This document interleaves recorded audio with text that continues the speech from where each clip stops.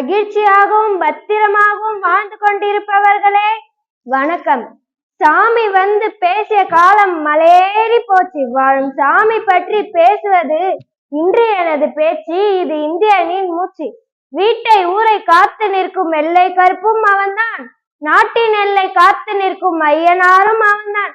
நாட்டை காக்க தம் உயிரை முந்தி வந்து தருவான். காளி காட்டு கற்பன் கந்தன் கடம்பன் வரிசையில் அவனும் வருவான். பண்டிகை நாளும் கிடையாது, ஊர் கொண்டாட்டங்கள் கிடையாது. மண்டி கிடைக்கும் காடுகளில் மறைந்தே காவல் காத்திடுவான். எங்கிருந்தோ கொண்டு வரும் இடது கையை துளைத்துவிடும். அங்கிருந்து மருந்தளிக்க 108ம் கிடையாது. பனியில் மழையில் கடும் வெயிலில் காவல் காத்து நிற்கையிலே கொடும் பிணியில் மாண்டு தம் உறவை தவிக்க விட்டவர் எத்தனை பேர்.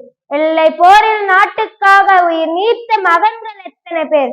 அனுப்ப வேறு பிள்ளையிலேயே என அழுத தாய்கள் எத்தனை பேர். மனம் முடித்த மறுநாளே படைக்க சென்றவர் எத்தனை பேர். தன் கருவை மனைவி சுமைக்கின்றாள் என காத்திருக்கும் வேளையிலே காஷ்மீரத்தின் கலவரத்தில் உடல் கருகி செத்தவர்கள் எத்தனை பேர்.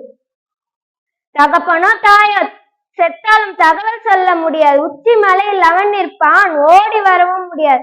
எத்தனை தியாகம் அவருக்கிணையாய் இமயமலையும் கடுகாகும். அவர் சிந்திய செந்நீர் வெப்பத்தில் சுந்தரவனமும் சருகும். நாயகராக உமக்கு திரையில் வந்தவர் இருந்திருப்பார். திரையில் நடிகர் தோன்றிடுவார், எதிரிகள் அவரை சூழ்ந்திடுவார். எத்தனை குண்டுகள் வந்தாலும் எதுவும் அவர் மீது பாயாது. எத்தனை குண்டுகள் சுட்டாலும் வாயால் கடித்து துப்பிடுவார். நடிகர் ஒற்றை குண்டால் சுட்டாலும் அதன் 100 பேரை சாய்த்திடும். அந்த வித்தை மட்டும் இங்கு விளங்கவில்லை. அப்படி ஒரு கருவிடமும் கிடைக்கவில்லை.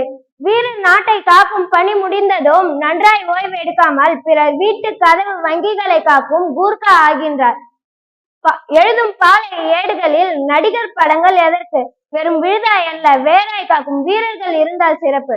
ராஞ்சி பெற்ற வீரர் பற்றி நானிலமே அறிவும். காஞ்சிபுரத்து அபிமந்தனை நம்மில் எத்தனை பேருக்கு தெரியும்? தனி விமானம் தர மறுத்ததால் 40 பேரை இழந்தோம். புல்வாமாவில் மடிந்தவரை அடுத்த ஆண்டே மறந்தோம். 1,00,000 பேர் உடல் சுமந்து சிதை வரைக்கும் சென்றோம். நம் கடமை முடிந்ததும் மறந்துவிட்டோம். அவர் குடும்பத்திற்காக யார் நின்றோம்? ஆண்டுதோறும் சுதந்திர நாள் கொண்டாட்டத்தின் போதும் போரில் மாண்ட குடும்பம் வீரம் காக்க உறுதி ஏற்போம் வாரும். வெறும் சிவப்பு பவுடர் பூசி இருக்கும் நடிகர்கள் இல்லை சாமிகளே. சிவப்பு ரத்தம் பூசி இருக்கும் வீரர்கள் எல்லை சாமிகளே. ராணுவ வீரர்கள் எல்லை சாமிகளே. நாம் தொல்லை இல்லாமல் வாழ்வதற்கு எல்லை போரில் தவம் இருக்கும். அந்த வீரர் கதை தலைமுறைக்கும் படிப்போம். அவர் தியாகம் போன்ற நிமிர்ந்து சலாம் அடிப்போம். நன்றி, வணக்கம்.